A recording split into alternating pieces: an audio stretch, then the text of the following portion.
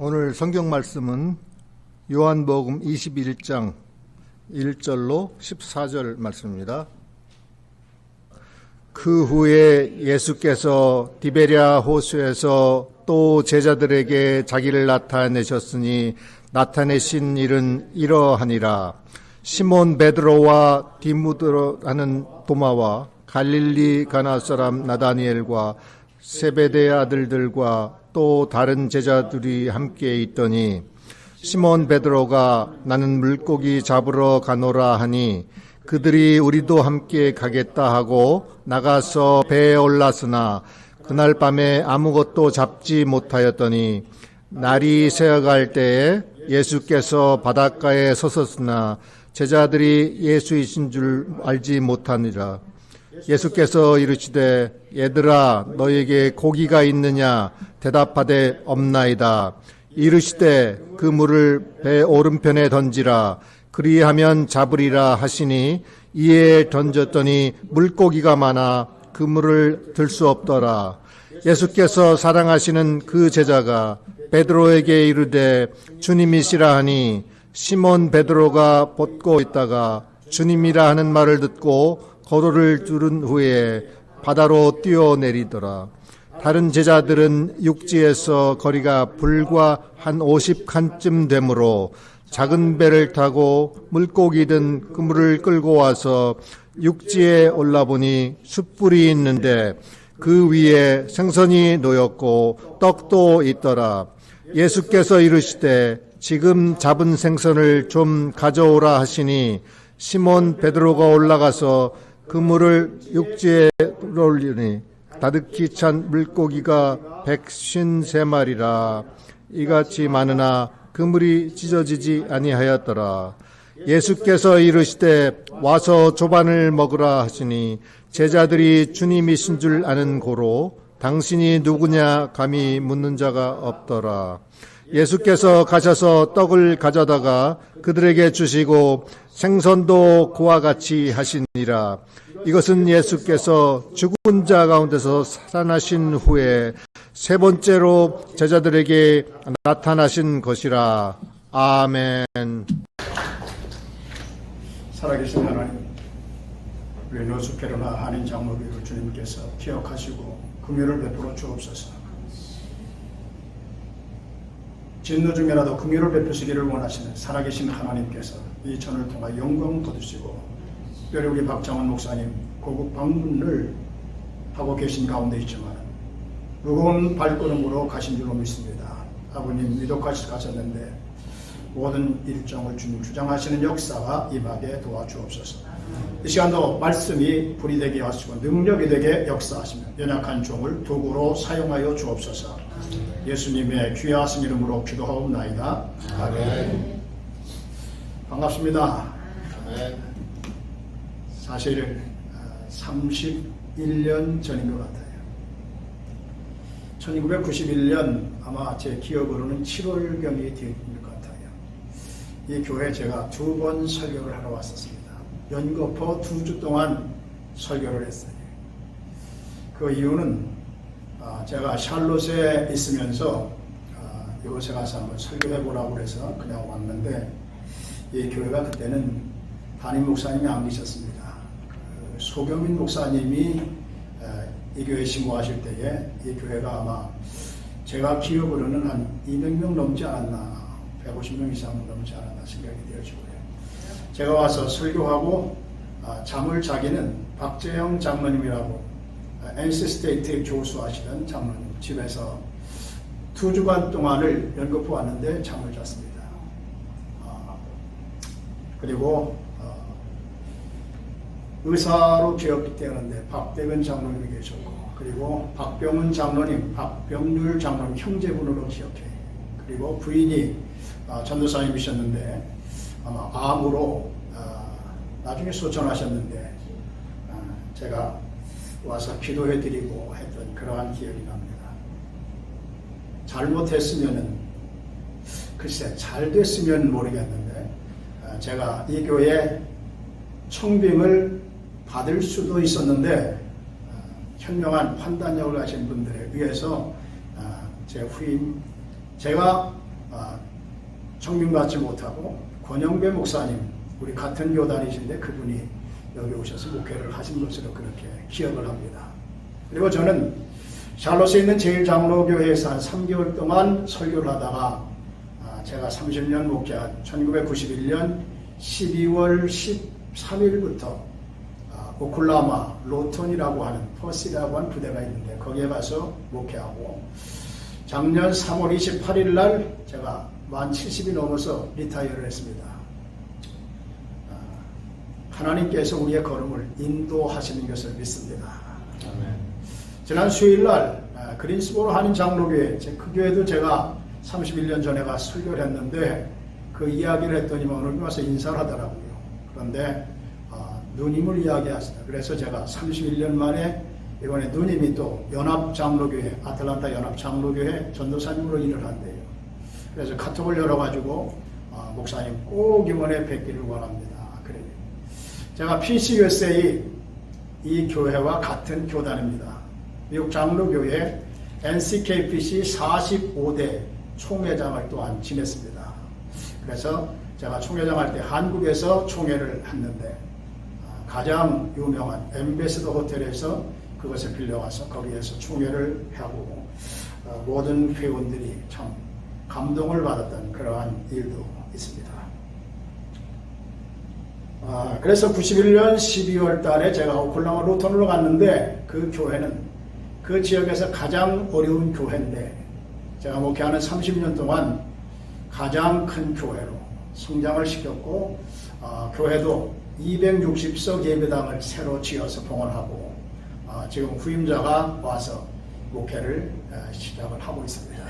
너무나 감사하고 하나님의 은혜로 그냥 오클라호마로 갔어요. 나중에는 제일장로교회에서도 이곳에서 목회해달라고 장로님 다 붙잡았는데 이미 거기에 가서 다 결정을 했기 때문에 제가 오클라호마로 떠나게 되었습니다.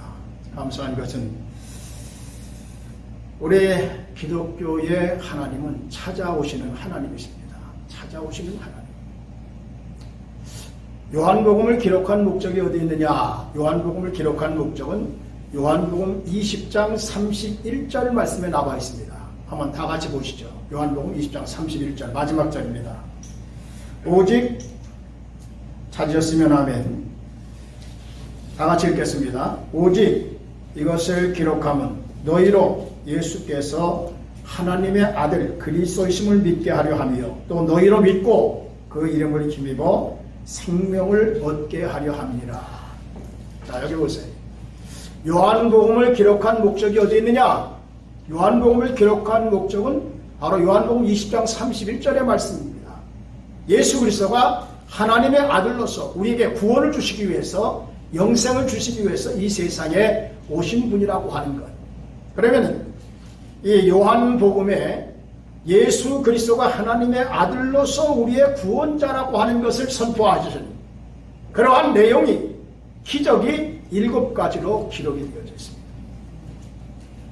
첫 번째 기적은 요한복음 2장 1절로 11절 말씀 이하의 말씀입니다. 예수님께서 제자들과 함께 가나 혼인잔집에 가셔서 물이 변해서 포도주가 되게 하신 사건입니다. 연회장은 물로 된 포도주를 맛보고 잔치집마다 좋은 것을 먼저 내는데 어찌하여 이 집은 갈수록 좋은 술이 이제 나오느냐 그렇게 이야기했습니다. 어떤 분들은 그저 뭐 술 한잔 하는 게 어떠냐 이렇게 이야기하지만 그러나 성경의 의미를 전혀 모르는 것입니다. 단순히 물이 변해서 포도주가 되었습니다. 어떠한 것을 가미하는 것도 아닙니다. 항아리에 물을 채우라 그냥 순종했습니다. 떠서 연회장에 갖다 주라 갖다 주었습니다. 그런데 그것을 먹는 사람들이 처음보다 나중이 더 좋았다고 하는 거죠. 이건 무엇을 의미하느냐? 우리가 예수를 믿음으로 말미암아 여러분 점점 좋아지는 종교를 의미합니다. 세계를 다니면서 우리가 보면은 여러분 가장 잘 사는 민족이 어떤 민족입니까? 예수의 복음이 들어가서 그것이 토착화되어져서 그 나라를 지배할 때에 그 나라가 잘 살았습니다. 헬라로 들어갈 때 헬라가 세계를 지배했고 영국으로 지나갈 영국이 세계를 지배했습니다. 오늘 미국으로 갔을 때 북미가 오늘 세계를 지배하고 있지 않아요? 우리 한국도 짧은 역사 가운데에 가장 잘 사는 민족이 되어진 것을 볼 수 있습니다. 그 이유가 어디 있습니까? 바로 독립운동가 33인 가운데 16명이 기독교인이고 나머지 17명도 기독교의 영향을 받은 사람들이었어요. 이승만 대통령 독재자로만 생각을 하고 있지 않습니까? 그런데 제가 한교회 어느 교회 가서 집회를 했습니다. 앞에서 어느 분이 은혜를 잘 받아요. 끝나고 난 다음에 제일 먼저 달려나가가지고 목사님 오늘 메시지 너무나 좋았습니다. 그러면서 오늘은 제가 식사를 대접하겠습니다. 아니 다 미리 준비되어 있을 텐데요. 아니 오늘 목사님 제가 모시고 싶습니다. 그래서 그분 따라가서 식사를 같이 했어요. 그리고 난 다음에 목사님 오늘 저희 집에 좀 한번 가셨으면 좋겠습니다. 그 차를 타고 갔는데 어떻게 그래서 그냥 무조건 그 차에 몸을 싣고 갔어요. 갔더니 이화장으로 가지다. 난 처음 이화장 들어가 봤습니다. 거기 가서 보니까 이승만 대통령이 정말 국무위원들과 함께 기도하던 그 장소, 얼마나 나라를 사랑했다고 하는 모습을 알 수가 있었어요. 여러분, 우리 한국 근대사에 가장 영향을 끼친 두 사람은 이승만과 박정희 대통령이라고 생각이 되어져요. 나는 거기서 감명을 많이 받았습니다. 그분이 바로 양아들 이인수 박사였어요. 기독교의 복음을 어떻게 받아들이냐 가장 중요한 것이죠.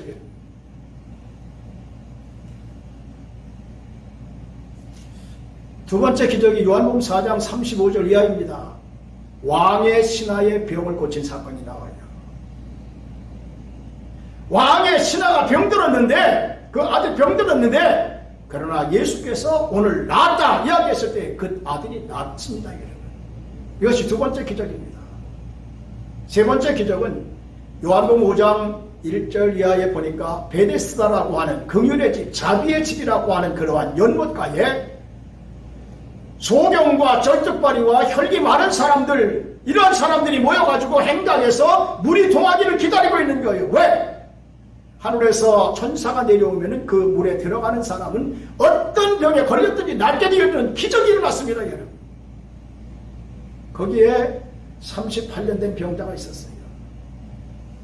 예수님께서 수많은 사람들 가운데에 38년 된 병자를 보시고 그를 향해서 말씀하십니다. 내가 낫고자 하느냐? 내가 낫고자 하느냐? 그때에 38년 된 병자가 와서 I have no man. 선생님, 사람이 없습니다. 여러분, 예수님 당시에 예루살렘에 수많은 인구가 있었습니다. 근데 이 사람이 없다고 하는 거예요. 그 말은 뭡니까? 사람다운 사람이 없다고 하는 거예요. 오늘 교회 안에 아무리 수많은 사람들이 모인다고 할지라도 글쎄요, 하나님 없는 교회가 있습니다. 예수님 없는 교회가 있다고 하는 거예요.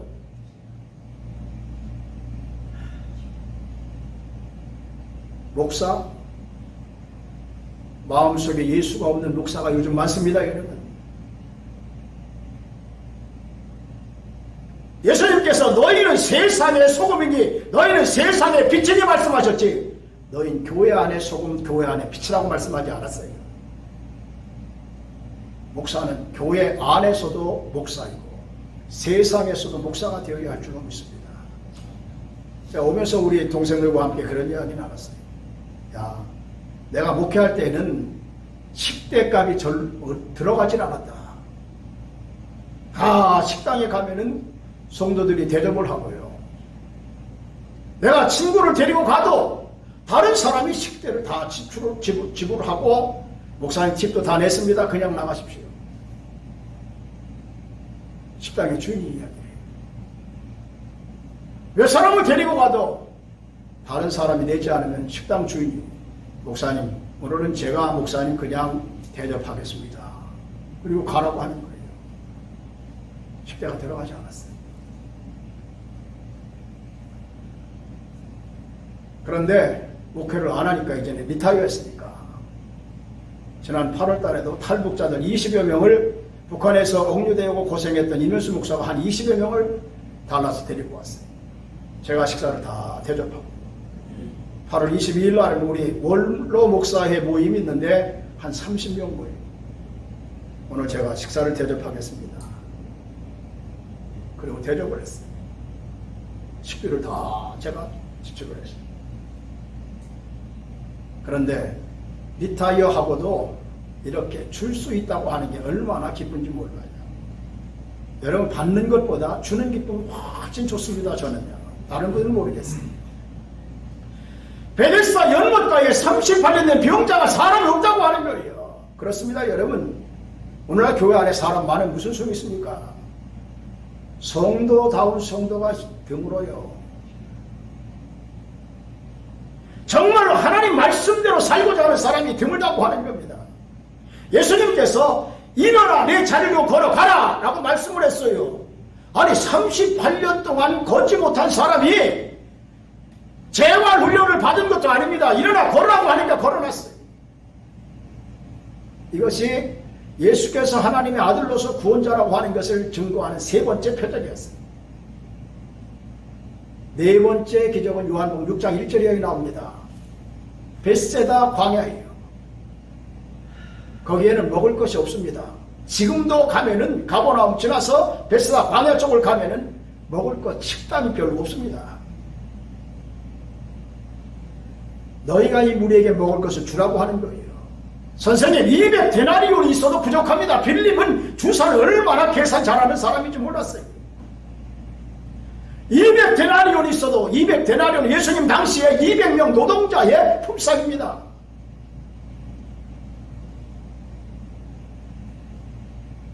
그때의 물고기 2마리 떡덩이 5개를 어린아이가 아침에 나올 때 어머니가 도시락으로 싸준 거예요. 그걸 가지고 이 어린아이가 얼마나 갈등을 느꼈겠습니까? 이거 나 혼자 먹을 수 있는데, 나 혼자 배부를 수 있는데 생각을 얼마나 했겠어요. 갈등을 느끼다가 그러나 안대를 통하여서 그 물고기 2마리 떡덩이 5개를 예수님께 바쳤습니다. 그것이 장정 5,000명입니다. 남녀노소를 주 사람이 25,000명이 넘는 인원이에요. 그 많은 사람들이 얼마나 영향력을 미치겠습니까? 어떤 사람은 내가 부자 돼서 예수님 위해서 봉사하겠습니다. 여러분 너희는 내일 일을 알지 못한다고 야고보서다고 말씀하지 않습니까? 지금 현재가 중요한 거예요.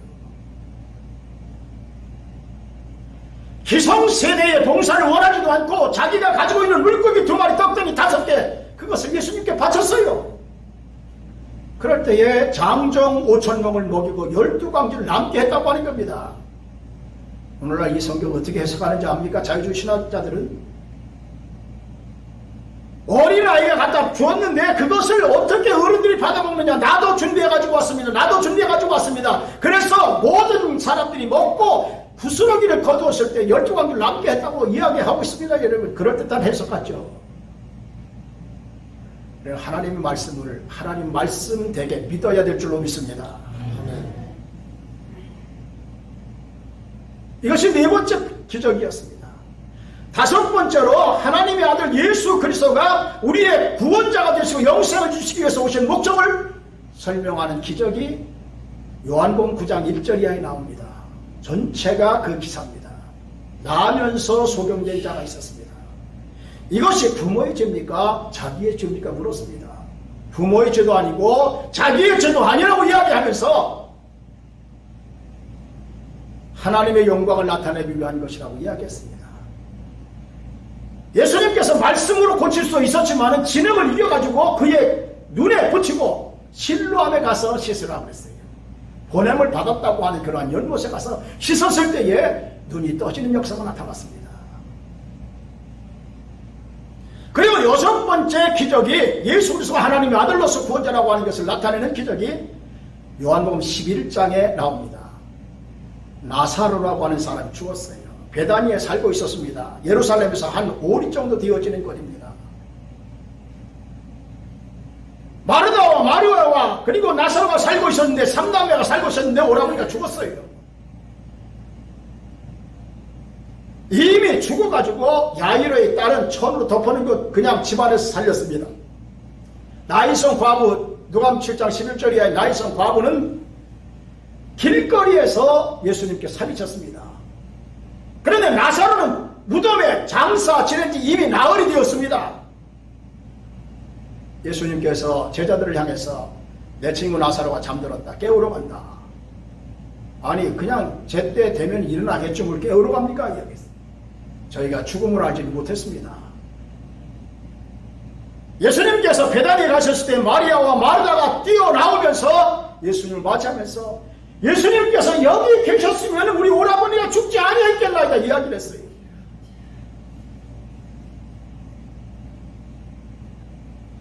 그 박병렬 장로님 부인 전도사님이셨는데 제가 와서 그때 기도를 해드렸어요. 물도 삼키기 어렵고 이렇게 복수가 찼었는데 와서 기도해드리고는 그날 제가 기억으로는 중국집에 가가지고 식사를 했는데 그때 식사를 좀 했었어요.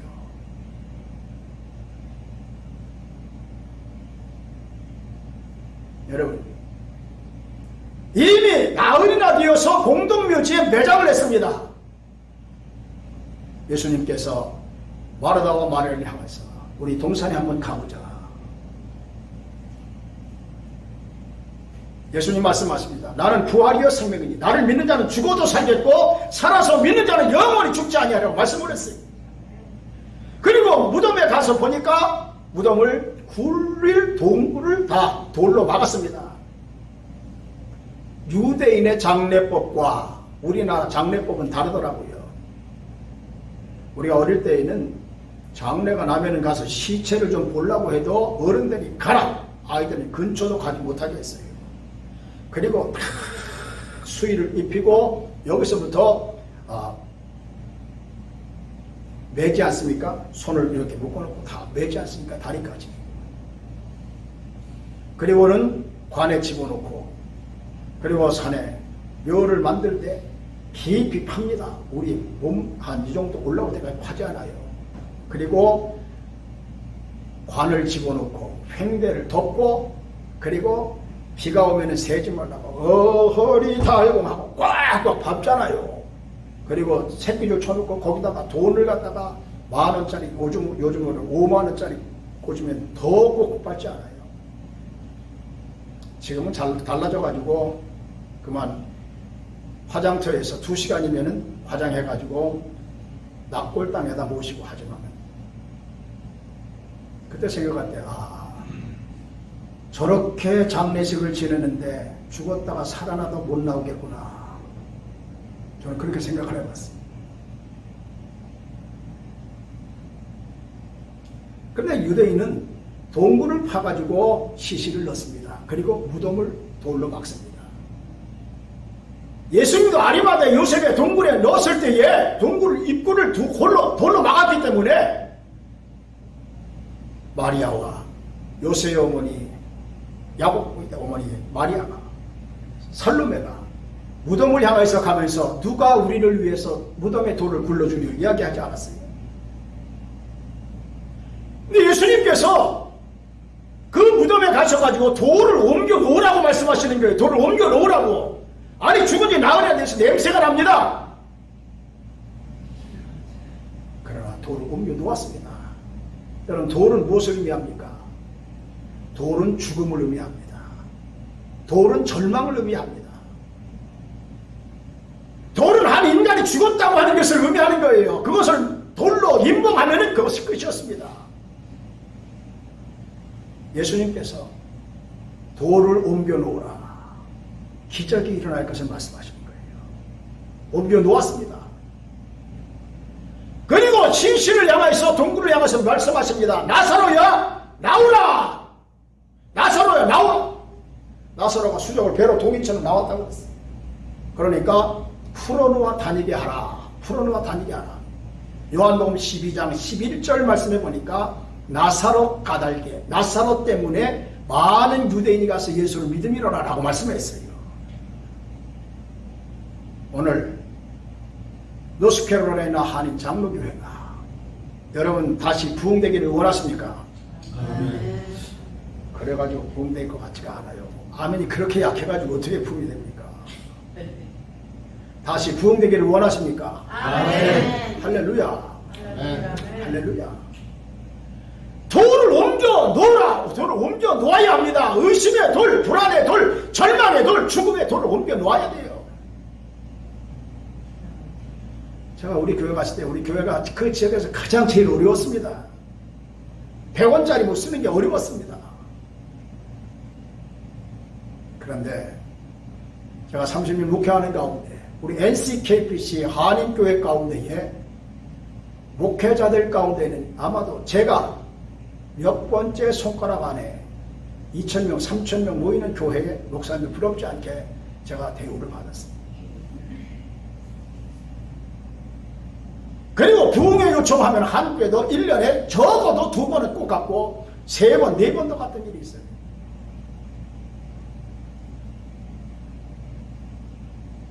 한 2,000명 모이는 교회에 목사님 지켜보셨습니다.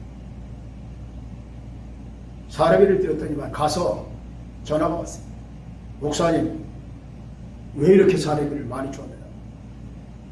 그래서 당신이 유명하기 때문에 그렇게 많이 준 게 아니고 우리는 이렇게 그냥 드린다. 보통 이렇게 드린다고 이야기를 했어요. 당신 교회보다 더 많이 준다고 이야기를 하더라. 여러분 우리가 의심의 돌, 불안의 돌, 절망의 돌, 죽음의 돌을 옮겨 놓아야 돼요. 그리고 나사로에 나오라 했을 때에 죽은 나사로가 수족을 배로 동인처럼 나왔다고 그랬어요. 그러니까 예수님께서 풀어놓아 다니게 하라. 풀어놓아 다니게 하라. 그래서 나사로 까닭에 많은 유대인이 가서 예수를 믿었다고 하는 것이 요한복음 12장 11절의 말씀의 내용입니다. 죽었던 사람이 살아나니까, 죽었던 영혼이 살아나니까 여러분들이 다시 살아나기를 바랍니다. 다시 일어나기를 바랍니다.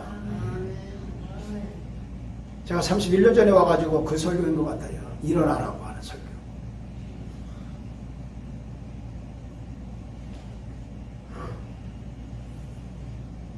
일어나라.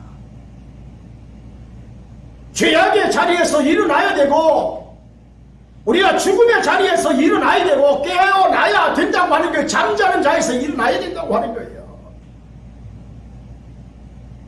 나사로 까닭에 많은 유대인이 예수를 믿었다고 하는 거죠. 그리고 7번째 기적이 오늘 본문의 내용입니다. 시간이 벌써 다 가고 있네요. 설교를 짧게 하는 자는 복이 있나니 또 청함을 받을 것이며 이게 9번째 복이라고 그러더라고요. 우리 조카가 우리 심장로 딸이 아주 위트가 있어. 아빠, 큰아빠 가서 굵고 짧게 이렇게 이야기해요. 뭐 다음에 청병을 안 해도 괜찮습니다. 박장원 목사님 안 계시니까 그냥 제가 조금 길게 할게요. 뭐 다음에 초청 안 받으면 어때요? 예수님께서 십자가상에 죽음을 당하시고 베드로가 가야 할 자리가 어딥니까 여러분? 바다가 아니었어요. 나 물고기 잡으러 가노라 옛 직업으로 돌아가겠다고 하는 거 아닙니까 여러분? 혼자만 간 게 아니라 8명이 따라 나갔습니다. 8명이 밤새도록 그물을 던지면서 고기를 잡았지만 한 마리 고기도 잡지 못했습니다. 날이 새어갈 때에 예수님께서 그들 가운데 나타나셨어요. 얘들아 너희에게 고기가 있느냐. 나는 이 요한복음 21장이 예수님의 목회관이라고 생각을 합니다. 목회관. 그래서 주의 종들이 모인 교육자 세미나에 제가 강사로 가서 말씀을 증거할 때 이 말씀을 컨택을 합니다. 밤새도록 그물을 던졌어요. 한 마리 고기도 잡지 못했어요. 한 주간 동안 세상에 나가서 사업하는 게 얼마나 힘듭니까? 여러분 스트레스 받고요. 그런 성도들이 올 때에 얘들아 여러분 한 주간 동안 수고하셨습니다. 얘들아 너에게 고기가 있느냐? 이 말은 뭡니까? 얘들아 성과가 있냐? 얘들아 보람이 있느냐? 얘들아 만족이 있느냐 하는 말씀이에요. 여러분 예수님 떠나서 무슨 성과가 있고 무슨 보람이 있고 무슨 만족이 있습니까? 없어요. 없어. 배 오른편에 그물을 내려 고기를 잡으라. 지금 그물 씻고 있는 중입니다. 아니 얕은 곳에 고기가 없어요.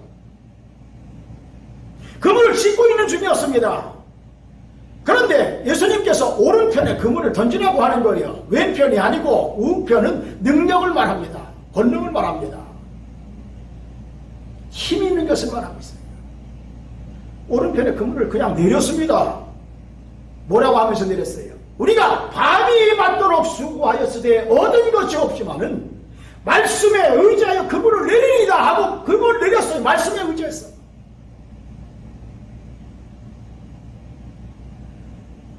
우리는 하나님의 말씀에 순종하면 기적을 체험할 줄로 믿으시기를 바랍니다.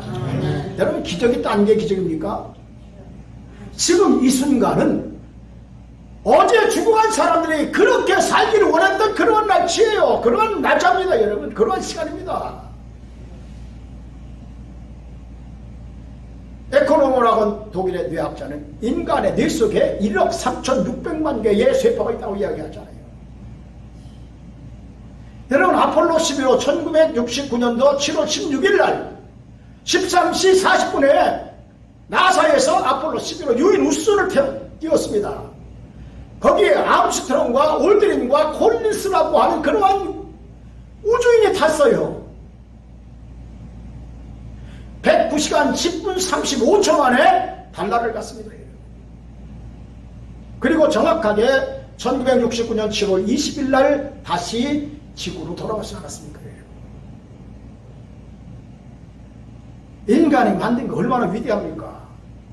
서부에 가서 느끼는 것은 저희 동생도 캘리포니아에서 왔습니다. 라스베가스 가보셨어요? 아, 마귀의 능력이 대단하더라고요. 와, 그냥 뭐 눈 멀리 가지고 그냥 기계에서 돈 따겠다고 하는 사람들. 아, 밤에는 불빛이 얼마나 휘황찬란합니까? 마귀의 능력이 대단한 거예요. 그런데 후보댐에 가서 느끼는 건 뭡니까? 그 코로나 디스콜로는 강물을 갖다 막아서 댐을 만들었는데 인간의 능력도 그렇게 위대하다고 하는 것을 발견할 수 있지 않습니까?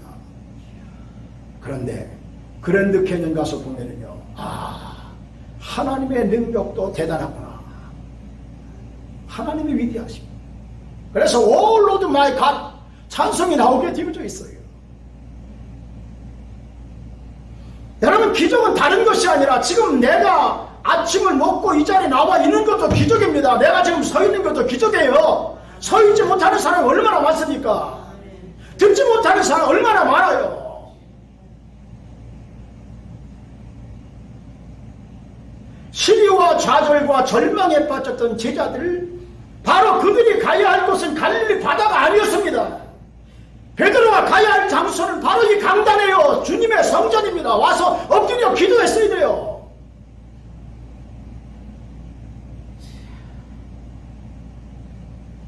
교회가 부흥되는 것도 다른 것 이유가 없습니다. 나 때문이라고 하는 사실을 알아야 돼요.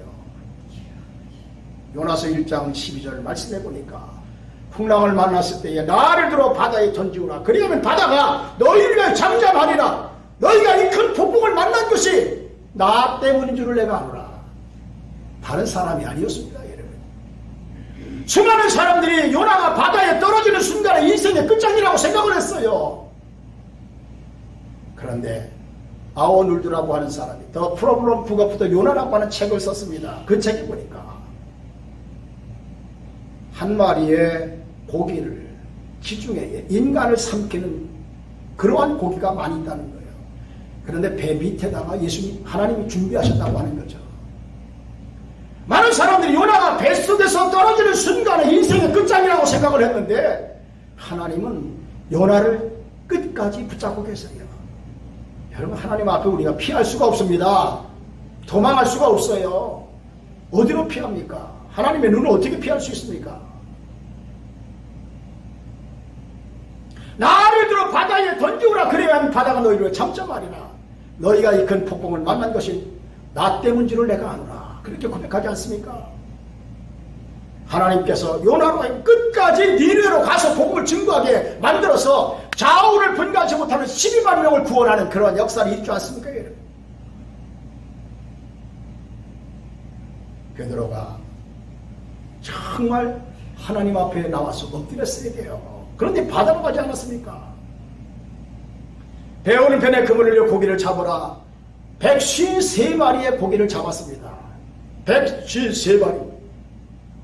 여러분, 153 하면은 생각나는 것 있지 않습니까? 모나미 153. 볼펜 가운데 모나미 11.5cm 되어지는 볼펜 가운데 맨 끝에 모나미 153이라고 하는 글자가 써있죠. 한국 떠나오신 지 오래돼서 잘 모르시는 것 같아요.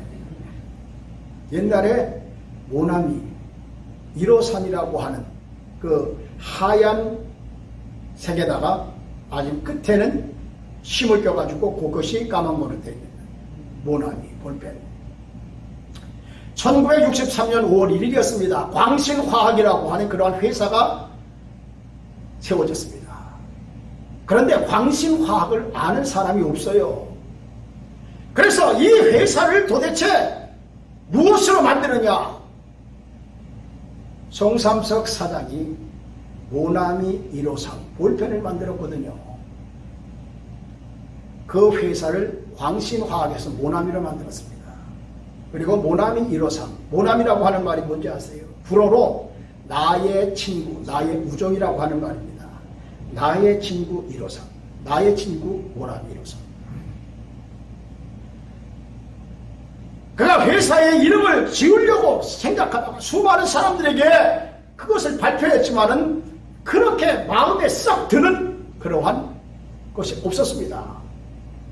근데 그가 성경을 읽다가 물고기 153마리를 잡았다. 배 오른편에 그물린 고기를 잡으라 무조건 순종했더니만 153마리 고기를 잡았다고 하는 거예요. 그래서 여기에서 말씀의 힌트를 얻고 모나미 153이라고 이름을 쳤다고 하는 거예요.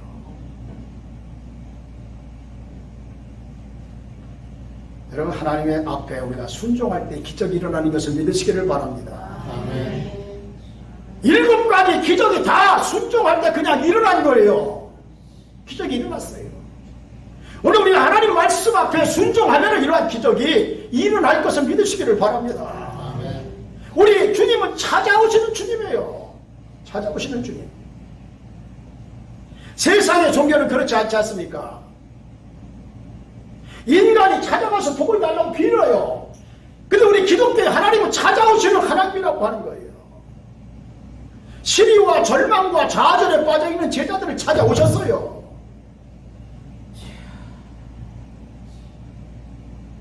저는 예수 믿고 우리 가정이 복받은 가정입니다.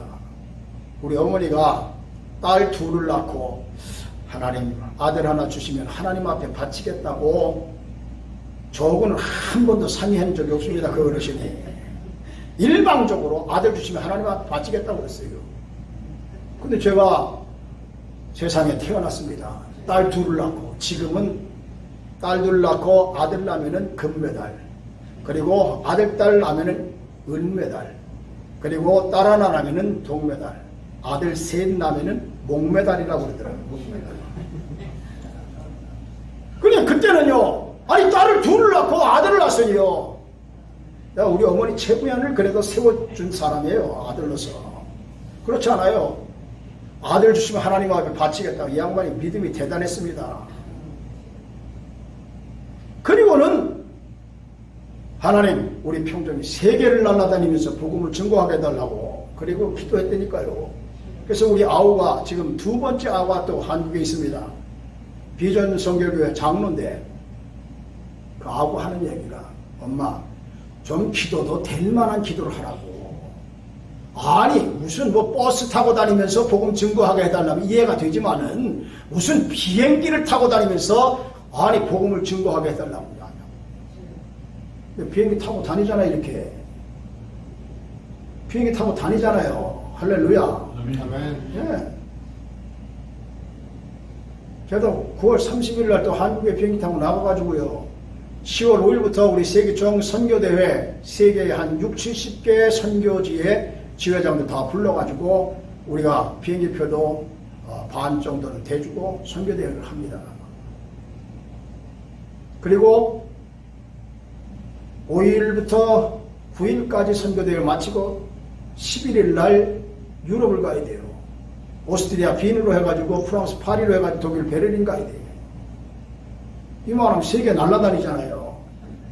할렐루야. 아멘. 우리 NCKBC 총회를 한국에서 제가 총회장 때 했을 때에 다 처음에는 곽선희 목사님 소방교회 수양관, 그리고 명성교회 김수환 목사님 거기 평창의 수양관, 거기에서 했습니다. 한번 들어가면 얼마나 나오기 힘들어요. 제가 총회장 할 때에는 엠베세더 호텔을 빌렸습니다. 그랬더니 회계장은 하는 이야기가 인디애나폴리스의 최장로님이라고, 총회장님, 아니 미국에서 해도 적자인데 한국에서 그 엠베세더 호텔에서 어떻게 합니까? 장로님, 그냥 회계만 하시면 돼요. 회계만 하면. 재정적인 문제는 제가 책임질 겁니다. 아니 제가 책임지면 되지 뭐 걱정합니까? 엠베세더 호텔 빌려가지고 다 거기에서 순서 갖고 했는데 사모님들 목사님 되게 좋아하더라고요. 거기에는 동대문 시장, 남대문 시장, 명동 다 그냥 셔틀버스가 운행하죠. 가서. 그리고 만나고 싶으면은 엠베시더로 오라고, 호텔로 오라고, 그러면 거기서 만나서 이야기하죠. 근데 끝나고 나면 끝났나 그러더라고. 실 목사님, 총회장 한 번 더 했으면 좋겠다. 누구 죽일 일 있냐고 했죠. 이 세계총 대표회장 할 적에도요, 한국에서 한 번 대표장이 하고 미국에서 한 번 대표회장을 하는 겁니다. 그런데 이거는 그냥 명예직으로 하는 것 같아요. 대표회장이 5천만 원을 내야 됩니다. 그때는 5만 원 불이었어요. 5만 불.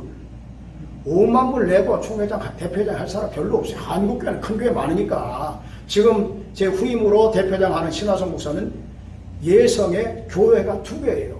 안디옥 교회는. 몇천 명 모이는 그러한 교회입니다. 근데 우리는 아니잖아요, 미국은. LA 한기용 목사, 은혜 한인교 한기용 목사 하라고 해도 지금 못하고 있어요. 하나님 은혜잖아요. 감사한 것은 우리 아이가 이번에도 벤츠를 사줬어요. 나를요. 차를. 노스캐롤라이나 데이비슨 칼레지에 나왔어요. 그리고 오유에서 의대를 졸업하고 2600명 가운데에 61명 뽑는 하버드 의대에 인턴 레지던트 프로페서에 가서 공부했어요. 거기서. 지금은 달라스에서 오피스를 열어가지고 일을 하는데 그림이 잘 되고 있어요. 1년에 최소한도 나한테 한 15,000불을 주고 있어요. 하나님 은혜잖아요. 자랑하기 위해서 하는 게 아니라 힘들고 어려울 때도 하나님 말씀 붙잡고 살았어요. 제가 지난 8월 달에도 7월 달에도 성경을 창세기부터 요한계시록까지 2번 읽었어요. 8월 달에 한 번 읽고 지금 9월 달에 잠언 12장 읽고 있어요. 말씀 붙잡고 살면 하나님께서 우리를 인도하시고 오늘도 기적으로 함께 하시는 것을 믿으시기를 바랍니다. 아멘. 예수님께서 그들을 위해서 밤새도록 수고한 그들을 위해서 불과 떡과 생선을 준비하셨어요. 그리고 와서 먹으라고 하는 거예요. 밤새도록 지친 그들, 불과 떡과 생선을 준비해 주셨으니 얼마나 좋습니까? 배불리 먹이셨어요. 배불리. 그리고 난 다음에 예수님께서 지금 잡은 생선을 좀 가져오라고 말씀하지 않아요. 뭡니까? 하나님의 나라를 함께 동석하자고 하는 거죠. 예수님이 아무것도 없기 때문에 가져오라고 하신 것 아닙니다, 여러분. 하나님이 그냥 11조 내라고 말씀하지 않았어요. 나의 창고에 11조를 내므로 인하여서 너희 창고가 흔들어 누르고 넘치도록 축복하시겠다고 하는 겁니다. 할렐루야. 아멘. 할렐루야. 아멘. 지금 잡은 생선을 좀 가져오라. 하나님 나라를 같이 동행하자고 하는 거죠. 그리고 제자들에게 다 배불리 먹이고 난 다음에 베드로에게 말씀하십니다. 베드로야, 너 좀 이야기할 게 있다. 베드로가 얼마나 그때 떨렸겠어요. 오게도 죽는데도 같이 가겠다고 장담했던 베드로가 예수님을 모른다고 저주하며 맹세하며 3번이나 부인해버렸어요. 조반을 다 먹이신 다음에 예수님께서 말씀하십니다. 요한의 아들 시몬아, 내가 이것들보다 나를 더 사랑하느냐? 이것들보다 나를 더 사랑하느냐? Do you love me more than this? 이 말은 뭡니까? 너 고기 때보다 세상 물질보다 나를 더 사랑하느냐고 하는 거예요. 이전 같았으면 선생님 그걸 말씀이라고 합니까? 내가 얼마나 선생님 사랑하는데요. 그렇게 이야기했을 거예요. 베드로가 그렇게 고백을 합니다. 내가 주를 사랑하는 줄을 주께서 아시나이다. 베드로의 일생을 통하여서 3번 주님을 고백하는 사건이 나옵니다. 지적인 고백과 의적인 고백과 정적인 고백이 나와요. 지적인 고백은 가이사라 빌립보 지역에서 많은 사람들이 인자를 누구라 하느냐? 더러는 에레미야 선지자 중에 한 사람이라고 이야기합니다. 너희는 나를 누구라 생각하느냐? 그때 베드로가 주는 그리스도시요 살아계신 하나님의 아들이십니다. 그 말씀을 듣고 예수님께서 너는 베드로라, 내가 이 반석 위에 내 교회를 세우리니 음부의 권세가 이기지 못하리라. 제가 지난주 샤롯에서 45주년 창립기념주일 때도 얘기했습니다. 이 반석 위에 내 교회를 세우리니 음부의 권세가 이기지 못하리라. 이건 지적인 고백입니다. 지적인 고백. 여러분, 우리 신앙은 머리로만 알면 안 됩니다. 그럼 베드로가 언제 정적인 고백을 합니까? 누가복음 5장의 사건이 거의 본문 말씀과 비슷한 내용이 나옵니다. 말씀을 마치시고 베드로를 향해서 깊은 데로 가서 그물을 내 고기를 잡으라고 말씀하죠. 그때 고기가 2배 가득 잡히게 되어집니다. 아마 우리 같았으면, 저 같았으면, 선생님 말씀 한마디 이러한 기적이 일어나는데 나와 좀 동행 좀 합시다. 동업 좀 합시다. 그러면 내가 매운탕 장사해가지고 멋지게 주님 위해서 봉사하겠습니다. 이렇게 이야기했을 거예요. 2배의 고기가 가득 잡히게 되었을 때 베드로가 뭐라고 이야기합니까? 누가복음 5장 8절에 보니까 주여 나를 떠나소서 나는 죄인으로소이다. 주여 나를 떠나소서 나는 죄인으로소이다. 이것이 베드로의 정적인 고백이에요. 정적인 고백. 의지적인 고백은 요한복음 21장 15절에 나옵니다. 내가 주를 사랑하는 줄 주께서 아시나이다. 한 번 말씀한 게 아닙니다. 2번째 또 말씀하세요. 베드로야, 시몬아, 내가 이것들보다 나를 더 사랑하느냐? 거기서 끝났으면 좋은데 3번 말씀하세요. 베드로는 3번에 대해서 알레르기 반응이 있습니다. 알레르기 반응이. 왜? 가야바 법정에서 예수님께서 고문을 당할 때에 그는 불술주교에 있으면서 너도 나사렛 예수와 함께 갈릴리 예수와 함께 동산에 있었던 걸 내가 보지 않았느냐? 그는 완강하게 저주하며 맹세하며 부인했습니다. 이 말은 다른 이야기가 아닙니다. 너 하나님의 성전에서 예배드리는 거 내가 보지 않았느냐? 찬양대에서 찬양하는 거 보지 않았느냐? 너 지금 앉아있는 자리가 어느 자리라고 하는 거예요? 우리는 내가 앉아 있어야 할 자리에 앉아 있어야 합니다.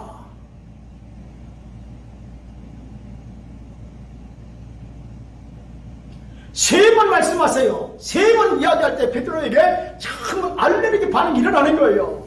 나는 3번이나 저주하며 맹세하며 예수를 부인했는데 예수님은 아직도 나를 사랑하고 계시구나. 여러분, 사랑에 감복이 되어진 거예요. 우리가 예수님의 사랑에 녹아들어야 될 줄로 믿습니다. 아멘.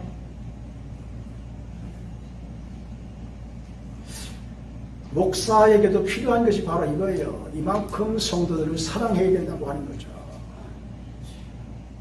사랑은 네 가지라고 그러지 않습니까?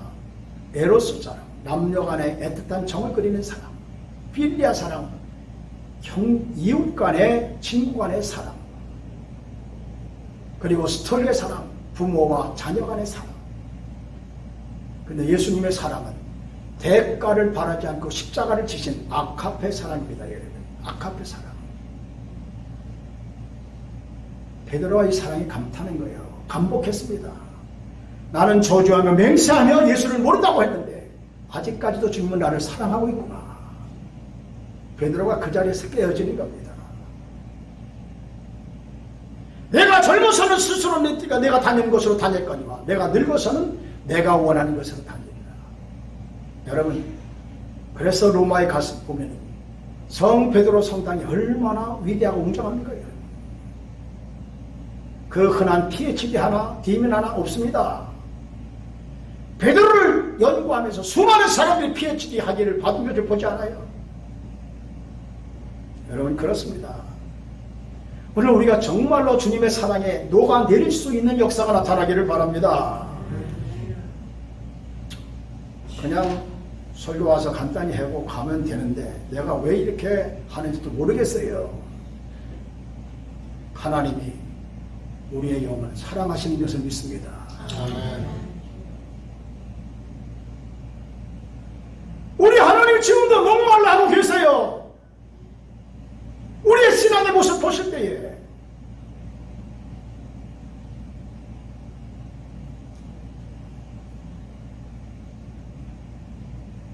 제가 힘들고 어려울 때 이런 노래를 불러봤어요. 내 나름대로. 주님과 나 사이에 십자가가 없었다면 아직도 죄 가운데 빠졌을 것을 주님의 성전에서 눈을 감고 기도하면 두려워 마라, 근심 말아라, 들려오는 주님 음성. 오늘 하루도 위로가 되어 평안이 넘친다.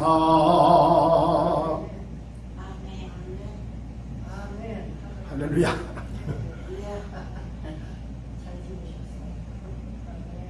평택에 가면은 광원기도원이라고 있는데 거기 기도원에서 이 노래를 불렀더니만 목사님 이 찬송가가 언제 나왔느냐고 가사를 좀 적어달라고 그러더라고요. 그래서 제가 적어줄 시간 없고 그냥 이메일 번호만 주시면은 내가 그냥 보내드리겠다고 해서 수십 명 목회자들에게 보냈던 그러한 일도 있어요. 여러분, 정말 주님과 내가 얼마만큼 가까워졌는가? 얼마나 주님과 가까운 삶을 살고 있는가? 제 몸에 당뇨라고 하는 병이 있어요. 그래서 그것을 제가 치유하기 위해서 옛날에는 베들레헴 사이즈가 38에다가 몸무게가 한 180파운드가 좀 넘었었습니다. 그런데 매일 10,000보 이상을 지금도 걷습니다. 그 엑서사이즈를 하면서 느끼는 게 주님과 나 사이도 조금만 멀어지면 얼마나 힘들까. 그래서 주님과 가까워지기 위해서 노력하고 있어요. 은퇴한 이후에도 아무리 바쁘게 다녀도 이번 주일날 또 가서 제가 9일날 6일부터 8일까지 아틀란타에서 기독교 총연합회 총회를 하고 그리고 9일날 가서 또 10일날 루이지애나 슈리부터 한 3시간 드라이브 해가지고 11일날 또 설교를 하게 되어져 있어요. 8월 14일에도 휴스턴 중앙장로교회라고 쳐서 보시면 압니다. 제가 무슨 설교한 내용이 나오니까. 하나님 은혜잖아요. 건강을 위해서도 엑서사이즈를 하지 않으면 안 됩니다. 그런데 하물며 우리 기독교인들이 주님과 가까워지기 위해서 얼마나 엑서사이즈를 하고 있어요. 얼마나 훈련하고 있습니까? 주님과 나 사이에 정말로 우리 집안에도 겟세마네 동산을 만들어 놓고 날마다 주님을 만나기 위해서 기도해야 되고, 사업장에도 겟세마네 동산이 예루살렘에 있는 것이 아니라 내 기도하는 방을 만들어 놓고 기도하고, 사업장뿐만 아니라 차를 타고 갈 때에도 주님과 가까워지고자 하는 마음을 갖고 기도하는 삶을 살아야 될 줄로 믿습니다. 아멘. 오늘 우리를 향하여서 찾아오셔서 오늘도 우리의 필요한 것을 채워주시며 우리에게 은혜를 주시기를 원하시는 주님, 여러분이 노스캐롤라이나 한인 장로교회가 정말로 주님 뜻대로 사는 가운데 다시 교회가 새로워지고 부흥되는 역사가 나타나기를 주님의 이름으로 축원합니다. 기도하겠습니다. 존재하신 하나님, 부족한 종을 하나님께서 우리 담임 목사님도 안 계신데 이곳에 파송하셔서 하나님 말씀을 상고하게 하시는 종 감사합니다. 말씀을 듣는 자가 복이 있고 듣는 대로 깨닫는 자가 복이 있고 깨닫는 대로 실천하는 자가 복이 있다고 말씀하신 말씀을 믿사오니 우리가 말씀 듣고 정말로 내가 하나님 앞에 올바른 신앙생활하는 가운데 이 교회가 크게 새로워지며 부흥되는 역사가 일어나게 만들어 주시옵소서. 예수님의 귀하신 이름으로 기도하옵나이다. 아멘.